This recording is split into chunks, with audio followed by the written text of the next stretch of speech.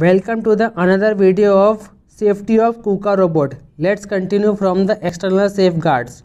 The access of persons to the danger zone of the industrial robot must be prevented by means of safeguards.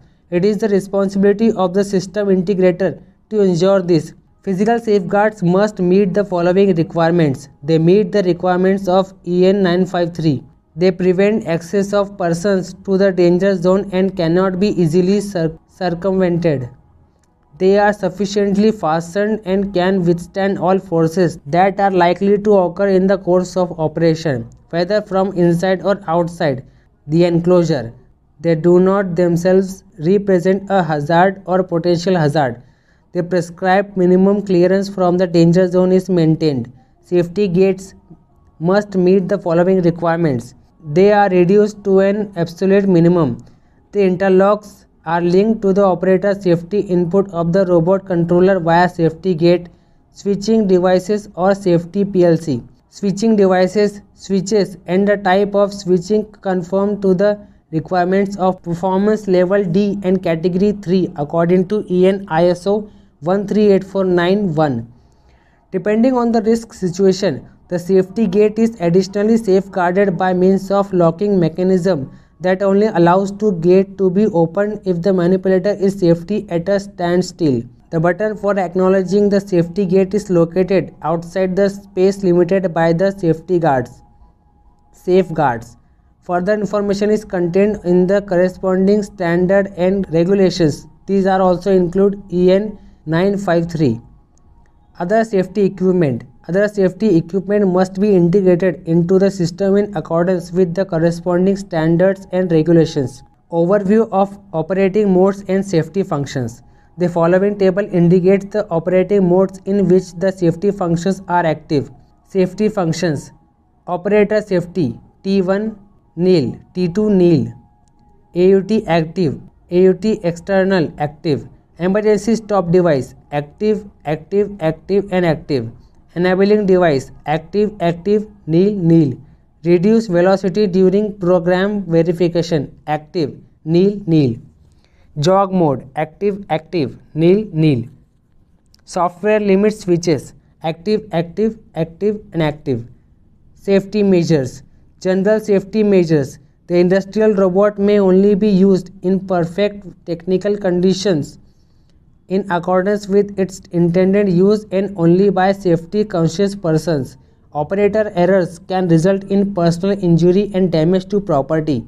It is important to be prepared for possible movements of the industrial robot even after the robot controller has been switched off and locked.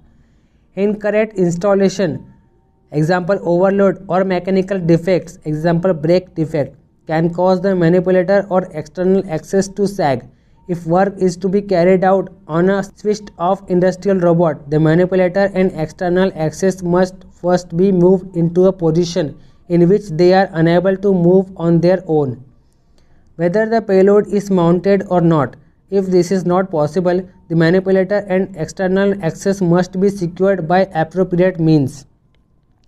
Danger. In the absence of operational safety functions and safeguards, the industrial robot can cause personal injury or material damage.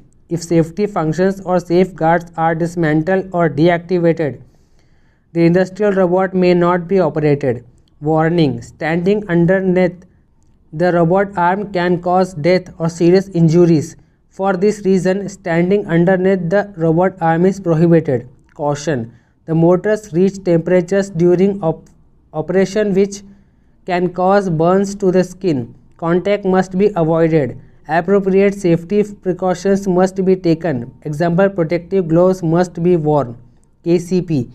The user must ensure that the industrial robot is only operated with the KCP by authorized persons.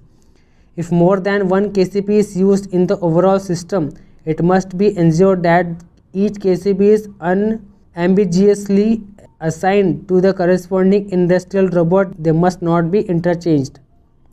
Warning: the operator must ensure that decoupled KCPs are immediately removed from the system and stored out of sight and reach of personnel working on the industrial robot. This serves to prevent operational and non-operational emergency stop devices from becoming interchanged. Failure to observe this precaution may result in death, severe injuries, or considerable damage to property. The following tasks must be carried out in the case of faults in the industrial robot. Switch off the robot controller and secure it to prevent unauthorized persons from switching it on again. Indicate the fault by means of a label with a corresponding warning tag out. Keep a record of the faults. Eliminate the fault and carry out a function test. Modifications. After modifications to the industrial robot, checks must be carried out to ensure the required safety level. The valid national or regional work safety regulations must be observed for this check. The correct functioning of all safety circuits must also be tested. New or modified programs must always be tested first in manual reduced velocity mode T1. After modifications to the industrial robot, existing programs must always be tested first in manual reduced velocity mode T1. This applies to all components of the industrial robot and includes modifications to the software and configuration settings. That's it for today's video. In the next video, we'll continue from the transportation of the safety of this product. Thank you very much.